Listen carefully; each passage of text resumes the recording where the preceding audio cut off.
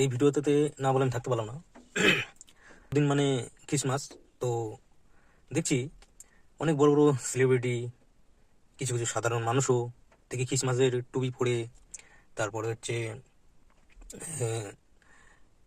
Cake এনে তারা পালন করছে, মানে উৎসব মানাচ্ছে। কিন্তু আমি একটা জিনিস দেখলাম, সেটা হচ্ছে আমাদের জন্মাষ্টমী, কৃষ্ণর যে জন্মদিন, সেদিন কিন্তু তাদের কিরকম দেখি না। কেন ভাই, নিজের ধর্মটাকেও তো পালন করতে লাগে।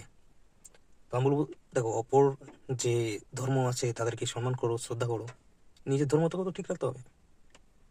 দুটোই করতে তো হবে না।